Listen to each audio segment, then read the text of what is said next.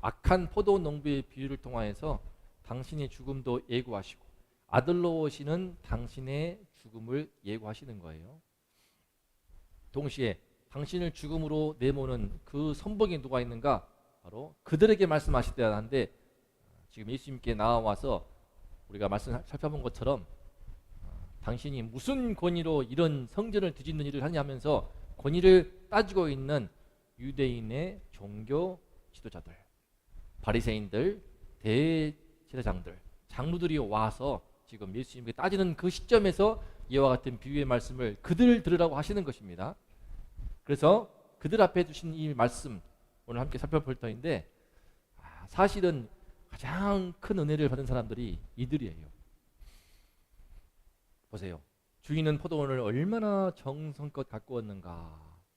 지금 그들을 대상으로 유대인 종교 지도자들을 위시하여서 모든 유대인 백성들에게 동시에 우리 모두에게도 해당될 수 있는 말씀인데요.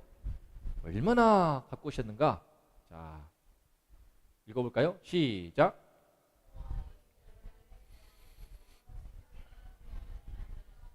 네. 이 농부 주인은요 얼마나 훌륭하신 분이냐면 참 대단한 포도원, 지금 이스라엘을 상징하는 건데 포도원이 열매를 잘 맺을 수 있도록 최고의 환경을 다 갖추어 주었어요.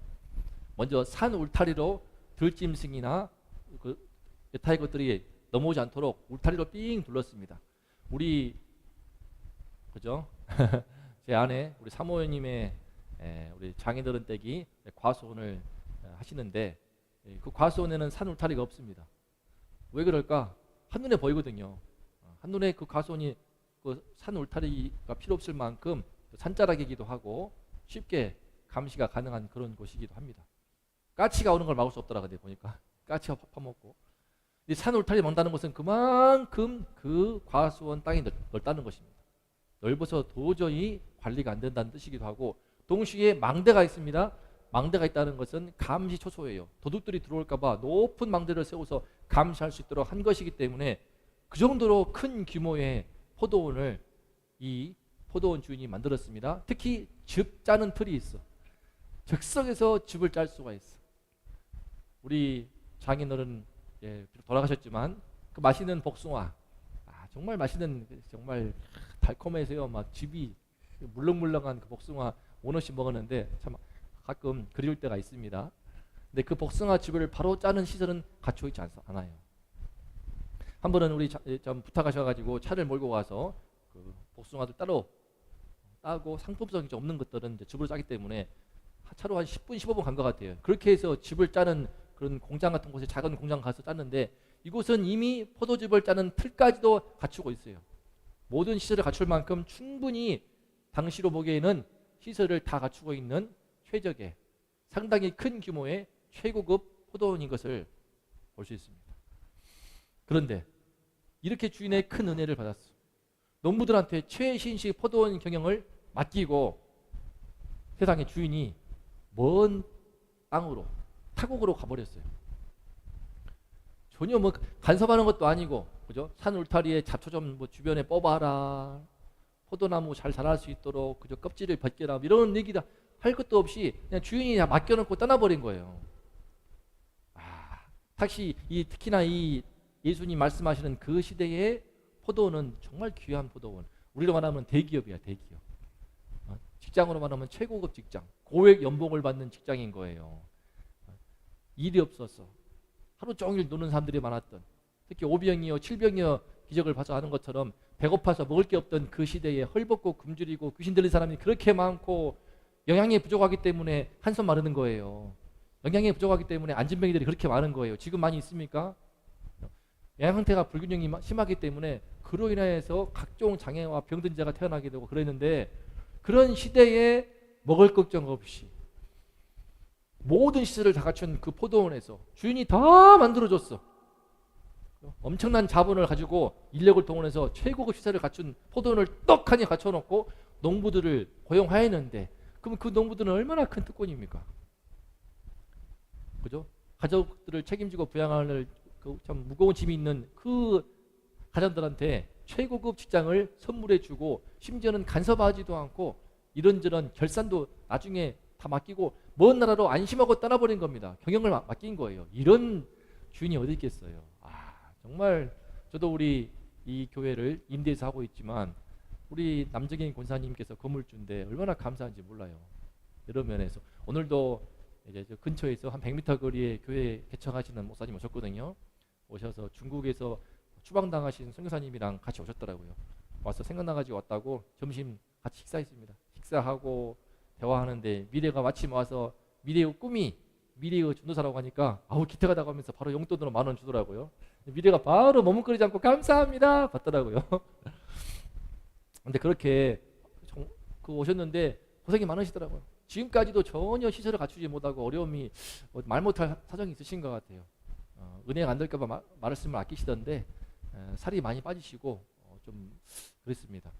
그만큼 이 근처에서 그죠? 이렇게 적은 세를 갖고 또 바로 위에 사택이 있으면서 저에게 있어서는 특히 위치를 되게 부러워하시더라고요. 그 중국에서 쫓겨나시고 지금 대만에서 사역하시다가 오신 선교사님은 자녀가 5명인데 정말 위치가 너무 좋다고 주변에 작은 교회들이 많이 있지만 이곳이 최적의 위치 같다고 하면서 우리 정말 유동인구도 많고 바로 시장 앞에 있으면서 시장 한복판에 있는 것도 아니고 그러면서 이곳 딱 이 지점이 너무나 좋다고 하시면서 또 아시지 않습니까? 그 목사님은 참 2년 만에 부흥해서 떠나면 내가 들어오겠다고 그렇게 작년에 우스개로도 말씀하셨던 분인데 그만큼 참 여러 면에서 하나님께서 최적의 장소에 또 최적의 위치에서 또 최고급 시설을 갖추면서 특히 이거를 부러워하더라고요. 나는 이게 부러워 하면서 그 목사님께서 이 스마트 TV를 참 부러워하시더라고요.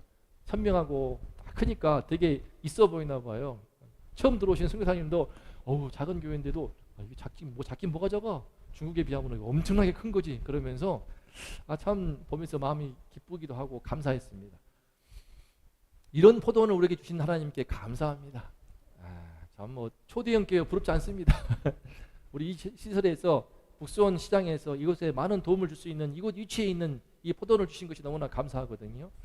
하물며 정말 모든 시설을 갖춘 최신식 포도원을 허락받은 이 농부들은 얼마나 은혜가 받은 사람들입니까? 그런데요. 근데 또 이게 아주 아이러니하게도 다음 말씀 보게 되면은 다음 문제가 있습니다. 주인은 너그러운데 농부들이 문제. 이렇게 주인이 정말 큰 은혜를 베풀었는데 얼마나 악독한가를 보면요. 자, 주인은 이제 먼 나라로 떠났다가 이제 한참 뒤에 소출의 얼마를 받고자 종을 보냈습니다. 그 기간은요. 당시에 포도원 열매를 과수원 농사를 시작하게 되면은 3년에서 4년 정도 첫 열매가 열리는 것으로 보아요. 그러니까 포도원을 딱 맡겨놓고 3년 4년 만에 처음으로 온 거예요. 그것도 본인이 오신 게 아니고 종을 보낸 겁니다. 그러면서 소출 얼마만을 요구했습니다. 그동안에 3년째인지 4년째인지 알 수 없습니다. 제가 볼 때는 최소 열매 나오기 시작하는 3년째는 아닌 것 같아요. 3년, 4년쯤 됐을까? 좀 더 지나면서 충분히 그 농부들이 고생한 보람도 맛보고 수확물을 먹으면서 기뻐하는 시간을 주고 이제 밀린 것을 전부 다 한꺼번에 받는 게 아니고 소출의 얼마만을 달라고 그렇게 요구를 하셨는데 여기에 대해서 너무나 생뚱맞은 너무나 어처구니없는 반응이 나오는데 그것이 무엇인가? 아까 말씀 읽어봤던 것처럼 주인이 보낸 종을 심하게 때려버립니다. 심히 때리고 전혀 소출 우리로 말하면은 글쎄요 월세라고 할 수 있을까요? 임대료 같은 거 전혀 내지 않고 그냥 거저 보내버립니다. 다시는 오지 말라는 식으로. 왜 그랬을까? 왜? 대체 그동안 어떤 일이 일어났길래? 처음에 포도원을 맡겨줬을 때 대기업에 마치 취업한 것처럼 안정된 직장에서 최고급 시설에서 모두가 다 부러워했어요. 그 직장에 딱 들어갔는데 거기서 지난 몇 년 동안 일한 그 기간에 도대체 무슨 일이 일어났길래 이제 와서 싹 돌변해서 주인이 보낸 종을 힘이 때려버리고 거저 보내는가? 아마 주인 입장에서는 혹시 오해하지 않았을까? 소출 얼마만을 요구한 것인데 그동안 좀 늦게 보냈기 때문에 밀린 임대료를 월세를 한꺼번에 받고자 하는 게 아닌가 그렇게 오해했을까 싶지 않았을까 싶어요. 그래서 주인은요 착한 마음으로 한 번 더 보냅니다. 한 번 더 보냈더니 이제는요 대놓고 머리에다가 머리는요 되게 소중한 곳인데 죽으라는 것이죠. 머리에 상처를 냈다는 것은 자칫하면 죽을 뻔했는데 그냥 그만큼 심하게 구타 폭행을 하고 그렇게 한 다음에 능력까지 했습니다. 다시는 오지 말라는 식으로 능력을 올렸습니다. 대체 왜 그랬을까? 이러면은 다른 문제죠. 그죠? 그럼 대체 그 욕심이 어떻게 해서 자기들이 수고해서 농사를 짓다 보니까는요 막상 그 탐스러운 포도를 많이 재배하고 수확하다 보니까 우리 권사님 말씀하신 것처럼 욕심이 들어오는데 욕심이 들 수 있죠. 들어오지만 정도가 있는 것이죠. 욕심에 대해서는 우리가 가질 수 있다 치더라도 그게 선을 넘어버리죠. 뭐예요? 이 포도원의 주인을 인정하지 않잖아요. 네.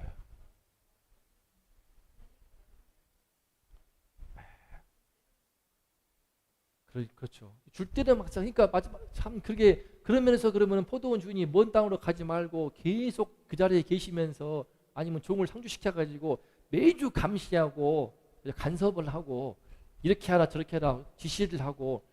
근데 안타까운 것은 그렇게 했으면 차라리 이 농부들은 안 그랬을 것 같아요. 근데 이 주인은 또 그런 분이 아니에요.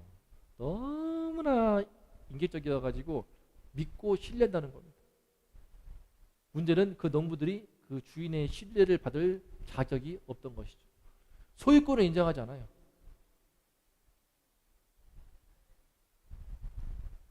에.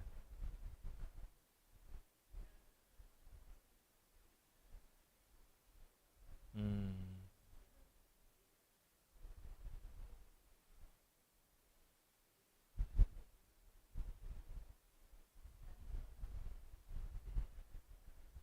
음.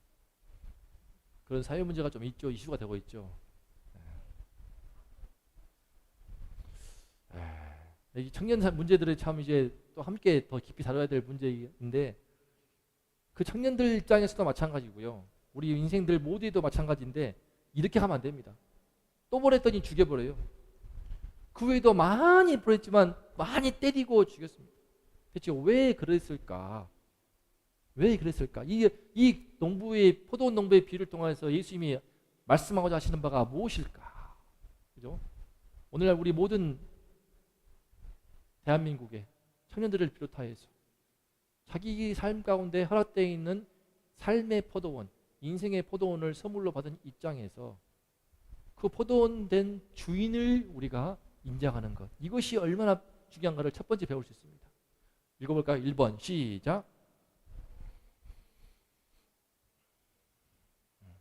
포도원의 주인이 계시다는 거예요. 포도원의 주인이 계시다. 이 포도원은 처음에는 1차적으로 이스라엘을 가리키고 있지만 동시에 우리 대한민국, 우리 한 사람 한 사람에게 허락하신 건강과 우리 부모님과 좋은 환경과 우리 교회 같은 아름다운 교회 시설과 내게 거저 주어진 것들은 전부 다 내가 수고하고 땀 흘리지 않아도 받은 것들이 얼마나 많습니까? 정의란 무엇인가 책을 쓴 하버드 대학교의 그 마이클 샌델 교수가 쓴 책이 또 있습니다. 공정하다고 하는 착각. 공정하다는 착각, 그 책을 보면요, 참 우리 자본 시대에 많이 착각하는 게 있습니다. 부자들이 또는 성공하신 분들, 자본가들, 어떤 일가를 이루는 그분들의 착각에 빠지기 쉬운 것이 무엇인가? 내 수고와 땀으로 내 이룬 것이다. 나의 능력과 노력으로 이룬 것이다. 그러므로 이 대가를 내가 모두가 다 온전히 오롯이 내가 누릴 자격이 있다나. 과연 그런가? 그걸 묻는 책입니다. 그게 공정한가? 공정하지 않다는 거예요. 속을 들여다보면은 그 안에서 결국 본인이 주변에서 부모님들의 사랑 속에서, 지원 속에서, 든든한 어떤 배경 속에서, 그렇지 않으면 다른 모양으로 여러 형태든 국가의 지원이든 혜택이든 실제로는 그 똑같이 땀을 흘리고 누구는 수고하고 땀을 흘리지 않았는가. 지금 우리 시장 앞에서 폐지 줍는 그 할머니 집사님도 얼마나 수고하는지 몰라요. 아침 새벽에도 보이더라고요. 저녁까지도 폐지를 줍거든요. 그렇게 땀 흘리는 사람 드뭅니다. 그 동일한 노력을 성실하게 하시는 그분에게 좋은 직장을 준다면 얼마나 좋겠습니까? 공정하다는 착각 가운데 빠지기 쉬운데 사실은 내가 거저받은 것들이 얼마나 많은지, 그 모든 것에 대해서 거저받았다는 것은 누군가 준 것이지 않습니까? 내게 이 모든 것을 주게 하신 포도원 주인이 계시고 나는 그분의 청직이다. 청지기는 무엇입니까? 내가 주인이 아니고 내 인생을 허락하신, 내게 생명을 허락하신, 내 삶을 생명을 지으신 그분이 나의 주인이시고 나는 그분의 뜻을 받들어서 그분을 섬기고 그분께 감사하고 마땅히 주인된 대우를 하는 열매를 맺어야겠죠. 포도원 받아놓고 놀면 안 되죠. 열심히 노력을 해서 열매를 맺어야 됩니다. 저도 지금 교회에 포도원을 주셨기 때문에 이런저런 마음으로 다양하게 해보는 겁니다. 그런 시도가 기회에 보이셨는지 저 후원하는 교회 권사님이 또 수박 파티하라고 일정 금액을 또 후원하시고 오늘도 어떻게 준비하는지 보냈더니 너무나 기뻐하시면서 매일 기도하신다고. 참 감사했어요. 연고 없는 분이시고 전화통화만 했을 뿐인데 그렇게 기뻐하시고 그 집사님도 수고하신다고 하면서 이런저런 모양으로 그 교회도 전도하고 싶은데 전도 안 하는 교회거든요. 참 어려움이 뭐랄까 하여간 교회만의 사정이 있겠지만 다양하게 시도해보는 이것이 너무나 감사합니다. 멀리 계시지만 그분께서 현재 내가 누리는 모든 것을 주셨다. 이 포도원 주인이요 상당히 우리 인생의 생명을 알아가신 그 하나님과 정말 똑같습니다. 멀리 계셔. 계신지 안 계신지도 몰라. 오늘도 동희 친구 하람이가 와가지고 하나님이 뭐 주님이 계시나요? 없잖아요. 그러더라고. 그래가지고 그러면서 보이지 않는데 어떻게 있냐고 하길래 아니 눈에 보이지 않는 것 가운데 소중한 것이 얼마나 많은데 그랬더니 뭐 하더라고. 해서 그럼 너 옆에 있는 예은이하고의 우정은 어떠하냐? 보이지 않지만 너와 함께 신뢰관계하고 우정이 있기 때문에 그 우정을 볼 수 없는데 그러면 그 어떤 것이냐 했더니 혼자 대화를 돌리더라고요. 보이지 않는 그 우정, 보이지 않는 서로 간의 신뢰관계, 평생 해로하면서 그죠? 우리 이경희 집사님과 또 권사님 부부, 또 오희진 집사님 먼 타국에서 그죠? 남편 몽골에서 한국인 남편을 만나기 위해서 18년 전에 이 땅에 왔던 그 모든 보이지 않는 것 다 그 깊은 인연과 신뢰와 마음의 사랑과 그 모든 것들이 얼마나 귀합니까?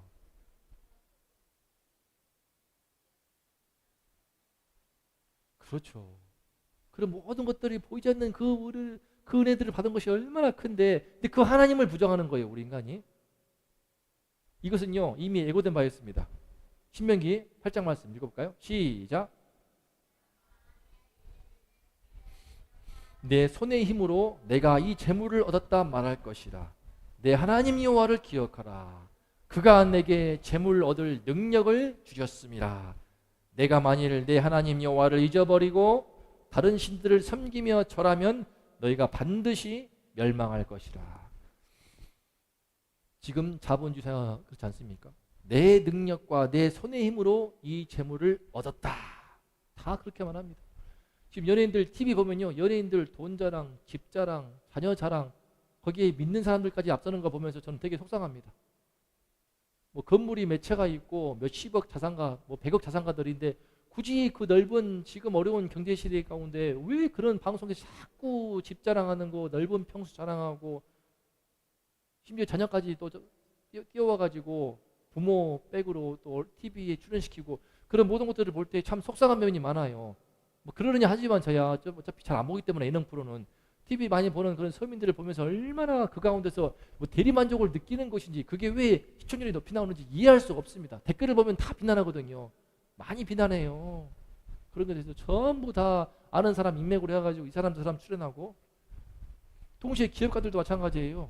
자기들이 노력을 해가지고 생산수단이 되고 있는 기업체를 갖게 되고 공장을 갖게 됐다고 한다면은 저희 아내가 간호사지만 병원체를 운영하게 된다면은 거기 가운데서 본인이 더 많은 병원장이 더 많은 이윤을 취하니까 간호사들이 힘들어.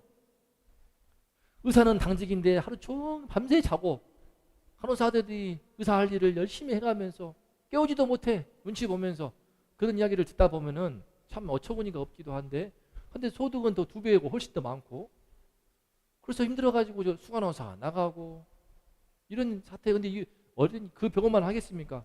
제가 그동안에 아내를 통해서 겪어봤던 여러 병원들 전부 다 제대로 된 의사를 볼 수가 없어요. 한 명의 의사를 제대로 못 봤대요.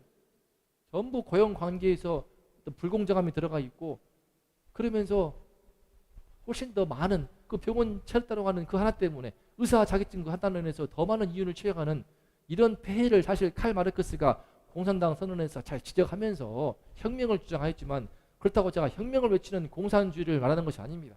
공산주의도 거기에 얼마나 많은 폐해가 있습니까? 무너지고. 문제는 무엇인가? 내 능력과 내 손의 힘을 했다고 하면서 하나님을 잊어버려. 하나님을 기억하지 않아. 인정하지 않아. 하나님 말씀하십니다. 내가 너한테 재물 얻을 능력을 주었어. 재물 얻을 지혜를 주었죠. 재물 얻을 수 있는 공부할 수 있는 기회를 주었죠. 재물 얻을 수 있도록 하나님께서 좋은 환경을 허락하시고 그런 모든 것들에서 너가 과연 인정하느냐. 포도원이라고 무조건 열매를 맺는 게 아닙니다. 열심히 농사한다고 됩니까? 태풍 불어버리게 되면 한번 우박 떨어져 버리면 어떻게 됩니까? 홍수가 밀어치고 그다음에 또 가뭄이 심해지게 되면 그런 모든 가운데서 사실은 나의 땀과 노력이 있다 하나 그 배후에는 어마어마한 보이지 않는 주인이 되는 그분의 손길이 있고 그분이 능력을 주시고 또 건강 주지 않으면 무슨 소용입니까? 오늘 목사님 와가지고 대화하시는데 어떤 분이었는데 계단에서 우리 사모가 말이구나. 계단에서 넘어져가지고 뭐 경추 5번 6번인가 그래서 전신마비가 돼버리신 거예요. 60대인가 70대이시나 할아버지인데 그렇게 고령도 아니시지만 얼마나 안타까운 일이에요. 계단에서 잠깐 넘어지기만 해도 사람이 다쳐버리면 심하게 다쳐버리면 그렇게 병원에서 요양병원에서 이것이 인간이 얼마나 그렇게 겸허해야 할 존재이고 피조물로서 하나님 앞에 겸허해야 할 존재인데 내가 재물 얻을 능력을 주었다. 내가 줬다는 그 하나님을 인정하지 않는 것입니다. 그걸 잊어버리고 다른 신들을 맘모니즘을 섬기게 되고 자기의 우상을 섬기다 보면은 하나님께서 반드시 멸망할 것이라고 말씀하지 않습니까? 포도원 농부의 교훈 정말 첫 번째 이 가운데 우리가 이 말씀에 비춰온다면요 우리 모두가 이 땅에 얼마나 많은 우리 인생들이 이 악한 농부와 같은지를 돌아보지 않을 수가 없습니다. 두 번째 볼까요? 두 번째 시작.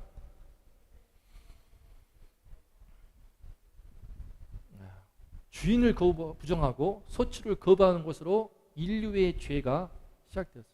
이것은 출애굽도 마찬가지입니다. 처음부터요 아담부터 그랬어요. 아담이 하나님이 최고의 낙원을 주었지만 거부합니다. 그 모든 낙원을 주고 하나님이 그렇게 은혜를 베풀었지만 왜 선악과를 먹지 말라고 하면서 뱀의 유혹 가운데서 갑자기 마음에 불만이 생기고 불평이 생기는 거예요. 그러면서 아담이 마땅한 소출 뭡니까? 아담이 할 소출 다른 거 없어요. 오로지 선악을 알게 하는 그 나무의 실과를 먹지 말라고 하는 그 말씀에 순종하는 그 한 가지도 하기 싫어서 할 수 없다고. 하나님은 자기와 같이 될까봐 못 따먹게 하는 그런 뱀의 유혹 가운데서 교만이 확 들어오고 불만과 불평이 가득해서 의지적으로 손을 뻗어서 따먹은 그 하와가 그려준 과실을 먹지 않습니까? 그 죄의 연장선으로 점점 커집니다. 주인을 부정해. 소출을 거부해. 가인 보세요. 말씀 읽어볼래요? 자, 가인과 아벨 말씀입니다. 창세기 4장 말씀 시작. 아벨과 그의 제물은 받으셨으나 가인과 그의 제물은 받지 아니하신지라. 가인이 몹시 분하여 안색이 변하니 왜 안 받냐는 거야. 아벨은 하나님을 주인됨을 인정을 하고 그가 양을 치면서 양을 제물로 바칩니다. 하나님은 육식을 좋아하시고 채식을 싫어하는 게 아니에요. 가인은 농사한 곡물 중에서 일부를 제물로 바치지만 하나님은 그 제물이 아니라 아벨을 받으시고 그의 제물을 받으신 겁니다. 아벨과 그의 제물이 나오지 않습니까? 가인을 받지 않으신 거예요. 가인을 받지 않으시고 그의 제물을 받지 않으신 겁니다. 왜? 하나님께 마땅히 드리는 우리가 하나님께 소출을 드리는 것은요 다양한 모습입니다. 아담의 경우에는 그 말씀을 순종함으로 인해서, 가인의 경우에, 아벨의 경우에 하나님께 나와서 농사한 결과에 대해서, 목축에 대해서 감사함으로 하나님께 예배드리는 것으로 소출을 드리는 것인데 그거를 싫어하고 거부하니까 하나님 받지 않았습니다. 가인이 몹시 분해가지고 안색이 변하는 거예요. 그러면서 아벨을 시기하여 죽여버리죠. 돌로 쳐서. 그 아벨의 피가 땅에서 부르짖고, 이후로요 인류는요 가인의 후손과 아벨의 후손으로 나뉘게 됩니다. 그러면서 아벨의 후손은 극히 소수입니다. 나중에 노아를 이어서 그죠? 되게 소수로 이어갑니다. 노아와 아브라함으로 이어가지고 소수만이 그 명맥을 이어가는데 대다수 가인의 후손들이 나중에는 하나의 세력을 이루게 되고 집단으로 모여서, 이때까지는 인정했습니다. 가인은 하나님을 인정했습니다. 하지만 바벨탑 쌓을 시점 되면요 창세기 9장에 가게 되면은 그때부터는 달라져요. 그때부터는 10장, 11장 딱 그때부터는 완전히 11장 하게 되면 이제 바벨탑을 막 쌓습니다. 그래가지고 하나님에 대해서 정면으로 저항합니다. 생육하고 번성하여 땅에 충만하라, 다스리고 정복하라고 하면서 온 땅에 편만하게 뻗어나가서 이 땅을 다스릴 것을 명령하였지만 거부하고 왜 터져 우리끼리 모여서 하늘에 닿을까지 성을 쌓아서 우리들끼리 서로 안전을 도모하자라고 하면서 하나님 말씀에 정면으로 저항하고 그 후손들이 나중에는요 우상 숭배가 나오기 시작합니다. 창세기 12장 가보세요. 아브라함은요 아버지 데라가 바로 우상을 파는 갈대아 우르의 후손들입니다. 전에는 우상이 없었어요. 우상이라는 자체가 없었지. 왜냐하면 하나님을 알고 있었기 때문에 아담 알고 있었고 가인과 아벨 알고 있죠. 알지만 저항하고 부인하고 가인은 떠나버렸죠. 에덴의 동쪽으로. 그 후로 가인의 후손들이 번성하게 되는데 점점 하나님에 대한 기억이 흩어지게 되고 하나님과 영적인 교제하는 감각을 싹 잊어버려. 그러면서 하나님을 부정을 해버려. 하나님을 그거보다가 이제 부정해버립니다. 지금 이 시대에는요 포스트 모더니즘 상대주의 가운데서 하나님 자체를 부정을 해버리고 동의신이 그랬잖아요. 미래가 그랬나? 친구가 그랬다고요. 신이 있다면 신은 죽여야 돼. 그 아이가 어디서 그런 말을 들었길래 공공연하게 그런 말들을 할 만큼 우상 숭배, 정면으로 하나님을 부정하는 이런 인류의 죄가 처음부터 시작되는 시점을 살펴보면요 주인을 부정하는 것 그리고 소출을 거부하는 것 여기서부터 모든 것이 시작되는 것을 알 수 있습니다. 그런데 주인이 농부들에게 최후로 원하는 소출이 무엇입니까? 시작. 내 아들은 존달이라. 이 주인이 또 어떤 분이시냐면요 하나님 어떤 분이시냐면은 어쨌든지 그 농부들에게 기회를 또 주시는 거야. 그러면서 마지막으로 종들을 보내고 또 보내도 때리고 죽이니까 도저히 안 되겠다 싶어서 사랑하는 자기 아들을 보냅니다. 그러면서 내 아들만큼은 존대하겠지 기대하고 보내거든요. 주인이 원하는 것은 딴 거 없습니다. 주인을 주인으로 높이고 섬기는 그것을 원하는 거예요. 존대함을 원하는 겁니다. 존대. 포도 얼마 먹겠다고 하는 게 아니에요. 어마어마한 포도원을 경영할 만큼 큰 자본도 있으시면서 동시에 나중에 보겠지만 말 안 듣는 농부들을 싹 쓸어버릴 만큼 진멸할 만큼의 큰 파워가 있고 힘이 있고 권력이 있어요. 군대가 있단 말이에요. 먼 땅에 있지만 거기서 포도가 더 훨씬 더 탐스러워. 더 열매가 커. 그 포도 몇 개 먹자고 보내는 게 아닌데 이 포도원이 포도원 주인으로서 내가 주인이며 너희들은 농부라는 것을 청직이라는 것을 하나님께서 그 질서에 대해서 우리에게 일깨우시는 것이거든요. 당연한 것이죠. 제가 만약에 제 건물주입니다. 집을 전세를 주었어. 전세를 하던 사람이 이를테면 월세를 주었어. 한 1년, 2년, 3년 있더니 자기 집인 줄 알고 망치고 있어. 그러면 안 된다고 했더니 막 화를 내고 내 집에서 네가 뭐하는 짓이냐고 주인을 쫓아내. 이 말이 되겠습니까? 말도 안 되는 행동이죠. 이때 월세를 냈어. 주지도 않아. 내가 들어왔으니 내 주인이야. 쫓겨나죠. 지금은 법의 처벌을 받고 심판을 받죠. 그런 깡패도 아니고 양아치와 같은 행동인데 당연한 것이기 때문에 당연히 주인으로서의 존대함을 받기를 원하는 건데 거부하는 겁니다. 하지만 이 주인은 얼마나 착하는가. 마지막으로 내 사랑하는 아들을 보내는 것. 저라면 안 보냅니다. 저라면요 그런 악덕 임찬이 있으면요 제 딸 안 보내요. 딸이 셋이기 때문에 하나쯤은 희생할 수 있다? 무슨 소리 하고 있어. 어떻게 보내 그를. 하지만 이 주인은요 사랑하는 그 아들 마지막 그 아들을 보내면서 아들을 존대하기만 하면은 지난 모든 죄를 덮어주고 용서해 주겠다고 하는 거예요. 그것은 지금 이 포도원 농부의 비유를 하신 예수님께서 처음으로 하신 말씀이 아니고 구약 성경을 보면은 계속 나오는 말씀입니다. 예레미야서 7장 말씀입니다. 읽어볼까요? 시작. 나는 너희 하나님이 되겠고 너희는 내 백성이 되리라. 하나님 원하시는 것이 무엇인가? 부르신 이유가 무엇인가? 어찌하든 그들을 하나님을 인정하게 하고 하나님 섬기는 백성으로 삼아서 삼기를 원하기 때문에 나는 너희 하나님이 되겠고 너희는 내 백성이 되리라. 내가 사랑하는 백성이 되고 내가 책임지는 백성이 되고 복을 주기를 원하시는데 거부하는 거죠. 근데 이 마지막 기회야. 마지막 기회. 지금 아들을 의미하는 것은 바로 당신 이제 3일 뒤에 십자가에 처형당하시게 될 예수 그리스도를 의미하는 건데 그의 아들을 존대하는 이 마지막 기회로 준 것임을 예수님께서 경고하는 차원에서도 이 말씀을 당시 바리새인들한테 종교 지도자에게 하신 거예요. 하지만 결과가 무엇입니까? 시작. 아들을 잡아 죽여 포도원 밖에 던졌느니라. 포도원 주인이 어떻게 하겠느냐? 와서 그 농부들을 진멸하고 포도원을 다른 사람들에게 주리라. 하지만 이 비유에도 아랑곳하지 않고 3일 뒤에 하나님, 우리 포도원 주인 되시는 그 하나님이 보내신 하나뿐인 아들 예수 그리스도를 잡아 죽입니다. 그리고 영문 밖으로 내던져버리죠. 그러면서 예수님께서 십자가에 처형당하고 죽으신 그 끔찍한 죽음을 당하시게 되는데 어떻게 하겠습니까?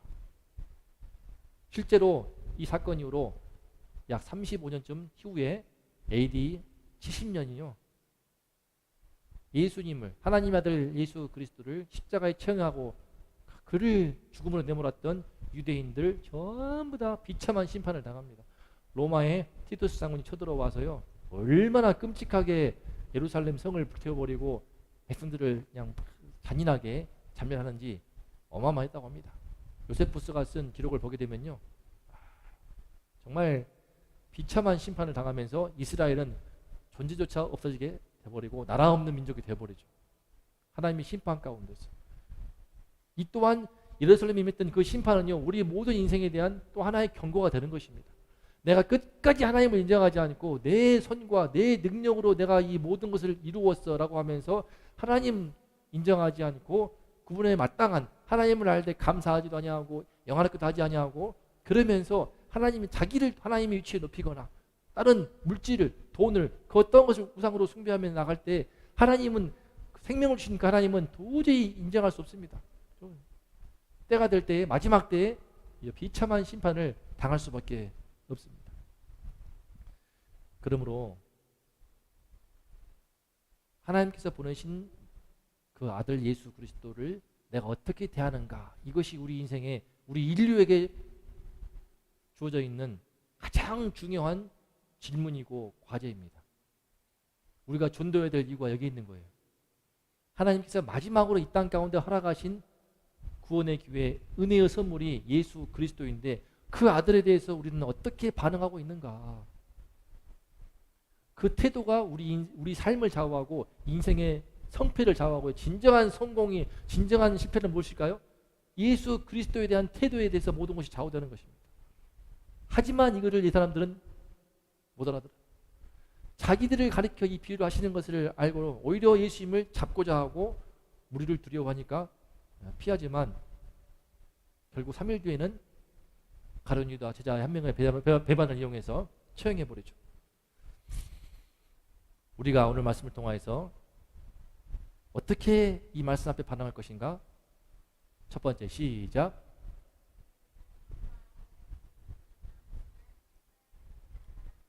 이게 제일 중요합니다.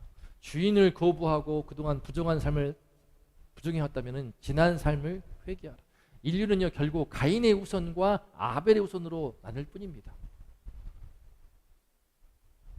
누가 뭐라고 하더라도 주인을 아무리 부정하고 거부하더라도 주인 자체를 부정할 수가 없죠. 이 건물도 주인이 계시지 않습니까? 아무리 내가 부정한다 하더라도 이미 존재하는 주인, 마찬가지로 우리에게 생명을 주시고 우리를 지으신 그 하나님이 계시다는 그것은 아무리 그 하나님을 부정을 하면서 아니야, 인간의 모든 생명은, 인간은 원숭이로부터 시작되었어, 이 땅의 모든 것은 벌레, 아메바가 뻥 커지면서 단세포에서 시작되었어라고 진화론을 주장을 하고 빅뱅을 주장하고 별의별 과학의 이론을 끌어들여와서 하나님을 거부하더라도 부정할 수 없는 겁니다. 어떻게 무생물에서 생물이 나올 수 있겠습니까? 무생물에서 갑자기 단세포 아메바가 나오게 되고 그 나왔다는 그 말도 기가 찰 일이지만 그 벌레 같은 징그러운 벌레가 뿅뿅뿅 퍼져가지고 1억 년 지나고 10억 년 지나니까는 갑자기 토끼 되고 물고기 되고 기린 되고 강아지 되고 사자가 되고 호랑이가 되고 치타가 되고 그런 말도 안 되는, 그러면서 꽃이 되고 이런 어처구니 없는 주장을 하는 우리 인류의 속성을 볼 때에 아무리 주인을 그렇게 거부하고 부정해도요, 주인은 존재하시는 겁니다. 우리 마찬가지로 먼저 하나님을 알고 예배하는 우리 성도들이지만 하나님 대신 그 주님을 인정하지 않고 겨우 일주일에 한 번, 주일에 하루 1시간 앉았다가 나가는 것으로 내 주인에 대한 도리를 다했다라고 생각을 해버리는 그런 기가 찬 분위기가 지금 코로나 시국 가운데 한국교회에 얼마나 팽배한지, 그것은 정말 끔찍한, 하나님을 멀리하는 주인, 정말 가슴에 좀만 질문해보면요 찔림이 있습니다.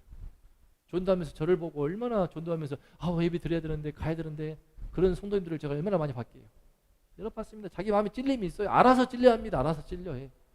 알아서 찔려하는 그분들. 아니 쥐가 나가는 자기 교회도 아닌 전도하는 목사한테도 그렇게 찔림이 있는데 하물며 하나님 아버지 앞에서 딱 심판대 설 때에 얼마나 그 무엇이 좋은 일이 있습니까? 무엇을 주인 삼고 살고 있겠습니까? 너무나 안타까우고 속상합니다. 화도 나고요. 우리 교회에 오시는 우리 성도님 중에서도 함께 예배드리고 참 말씀 들으면서 하면 좋겠지만 하나님이 많은 기회를 주신 것 같은데 또 지금 해외에 놀러 갔어요. 해외여행 갔단 말이죠. 주일 빼고. 그런 거 보면 너무 속상하단 말이에요. 지금 안타깝지만 그래도 또 물론 품고 그분들이 또 예배 나올 수 있도록 기도하고 예배 나오면 또 반기고 환영하겠지만 이 정말 하나님 앞에서 어떠하려고 정말 주님 앞에서 깊이 뉘우치고 주님 되시는 하나님을 거부하면서 계시는 것을 부정을 못하기 때문에 억지로 앉아서 1시간 앉아있는 것으로 떼어버리는 수많은 이 한국교회 식상 속에서 우리가 정말 회개하는 이 시간 될 수 있기를 바랍니다. 두 번째는요. 시작.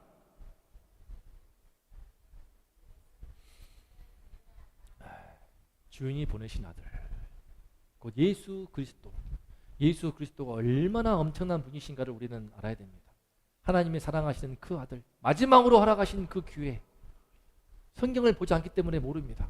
예수 그리스도가 얼마나 귀하고 정말 우리에게 허락되어 있는 엄청난 선물인지를, 은혜인지를 구약 성경부터 쭉 흘러들어온 역사를 보면서 그 역사를 볼 때에, 성경의 말씀을 통해서 볼 때에 예수님이 이 땅에 오셨고 나를 위해 피 흘리셨다는 그 사건들이 얼마나 인류 역사를 좌우하고 세계 역사를 뒤집는 엄청난 사건인지를, 흔히 우리가 BC, AD 하면서 Before Christ, 그리스도 오기 전에, AD는 아노 도미니, 라틴어로 주님의 해라는 뜻인데 주님 오시는 그 해에 예수 그리스도의 탄생하심이 인류 역사를 바꿨다라고 스스로 달력이 증가하고 있지만 우리 삶 가운데서 정말 예수 그리스도를 존대하는가?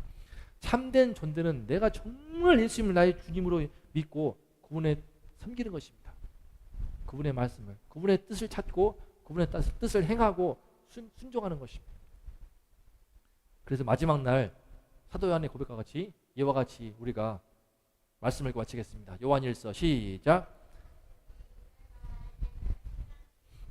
하나님의 아들이 없는 자에게는 생명이 없느니라. 네, 참 무서운 말씀입니다. 이 말씀 뭐 어떡합니까? 하나님이 말씀하신 성경 말씀입니다. 마지막 끝날에 무엇을 보시는가? 아들이 있는가? 하나님의 아들이 있는가 없는가를 보시는 것입니다. 사람은 외모를 보거니와 아무리 내가 내 자신의 믿음을 포장할지라도 모태신앙이고 직분자고 그런 모든 것은 외모에 불과하고요. 마찬가지입니다. 목사 한 수를 받고 주의 종이라 하더라도 다 그것은 외모에 불과하고 하나님 보시기에 아들이 있는가 없는가를 보시는 것입니다.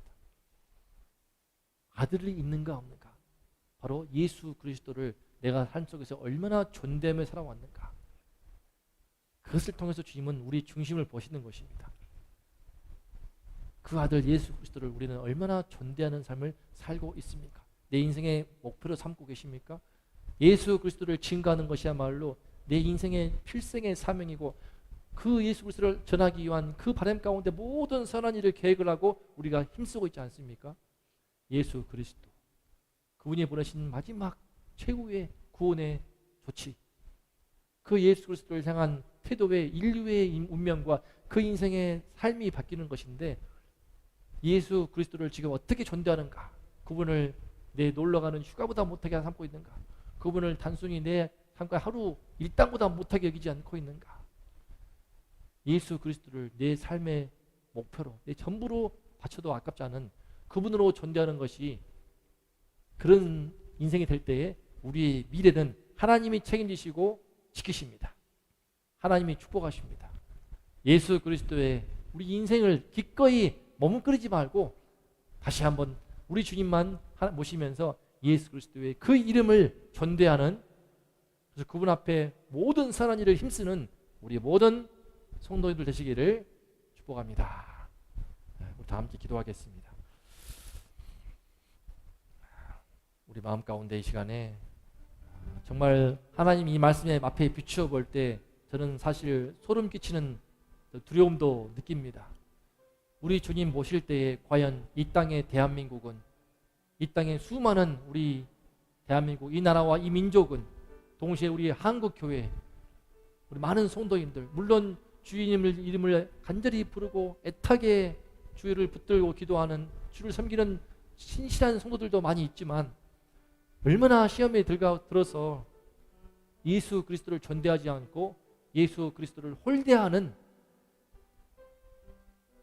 작금의 현실을 볼 때에 참 두렵기도 하고 열심히 물질주의 사회 속에서 내 힘과 노력으로 많은 것을 쟁취하고 성공을 이루고 많은 것을 얻고자 하는 이때 속에 이 흐름 속에서 내 얻은 것을 자랑을 하고 내 집을 자랑을 하고 내 넓은 평수를 자랑을 하고 내 차를 자랑을 하고 내 연봉을 자랑하는 이 시대 분위기 속에서 내 능력으로 했다고 자랑하는 시대 분위기 속에서 하나님을 주인 되신 하나님을 인정하지 않고 하나님을 따라고 다른 신들에게 잘하는 이 작금의 시대를 볼 때에 저는 때로는 정말 두려운 마음이 듭니다.